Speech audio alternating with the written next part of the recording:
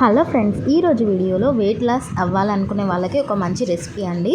So జొన్నలు ఉంటాయి కదా, ఆ జొన్న పిండితో చపాతీ ఎలా సాఫ్ట్గా చేసుకోవాలనేది ఈ వీడియోలో చూపించబోతున్నాను. ముందుగా ఒక కప్పు జొన్న పిండి తీసుకోండి, దాన్ని బాగా జల్లించి తీసుకోండి, అప్పుడే చపాతీలు సాఫ్ట్గా వస్తాయన్నమాట. సో ఒక కప్పు జొన్న పిండి తీసుకున్నట్లయితే 3/4 కప్పుతో వాటర్ అయితే తీసుకోవాల్సి ఉంటుంది. ఇప్పుడు కప్పు జొన్న పిండి తీసుకున్నాం కదా, అదే కప్పుతో 3/4 కప్పు వాటర్ తీసుకొని దాన్ని అయితే మనము రోలింగ్ బాయిలింగ్ అయ్యేంతవరకు అయితే హీట్ చేసుకోవాలి. ఇలా హీట్ అవుతున్నప్పుడే దాంట్లో మన టేస్ట్కి సరిపడా సాల్ట్ అయితే వేసుకోవాల్సి ఉంటుంది. ఇలా హీట్ అయిన తర్వాత స్టవ్ ఆఫ్ చేసుకొని దాంట్లో హాట్ వాటర్ ఉన్నప్పుడే ఈ పిండి ఉంటుంది కదా, ఈ పిండిని అందులో వేసుకోవాలి. వేడి మీదనే కొంచెం కలపాలన్నమాట. సో వాటర్ చల్లగా అయిందంటే పిండి కలపడానికి రాదు, మళ్ళీ చపాతీలు కూడా రావు, అసలు మొత్తానికి రావన్నమాట. అందుకని చెప్పేసి వేడిగా ఉన్నప్పుడే పిండి కలపాల్సి ఉంటుంది. ఇలా గరిటె సాయంతో కలపండి. ఇలా కలిపిన తర్వాత దీన్ని ఒక పెద్ద ప్లేట్ ఉంటుంది కదా, ఆ ప్లేట్లోకి అయితే దీన్ని ట్రాన్స్ఫర్ చేసుకోవాలి. అప్పుడైతే మనకు కలపడానికి ఈజీగా ఉంటుంది.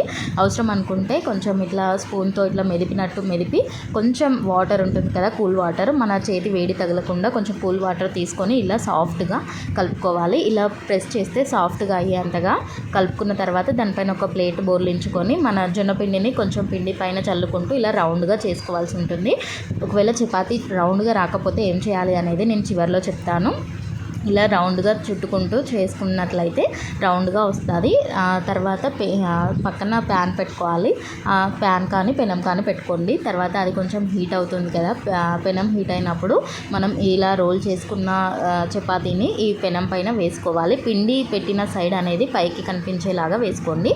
ఒక చేతితోటి మనము వాటర్ని అద్దుతూ ఉండాలి. చేతి నొప్పి వస్తుంది, వేడి తగులుతుంది అనుకున్న వాళ్ళు ఏదైనా క్లాత్ ఉంటుంది కదా, ఆ క్లాత్ సాయంతో వాటర్ అయితే అద్దుకోండి. ఇది కొంచెం కాలిన తర్వాత ఇంకో సైడ్ ఫ్లిప్ చేసుకొని అటు సైడ్ కూడా వాటర్ అద్దుకోండి. ఇలా మనకు ఎన్ని కావాలి అంటే అన్ని చపాతీలు అయితే సేమ్ చెప్పిన విధంగా చేసుకోవచ్చు.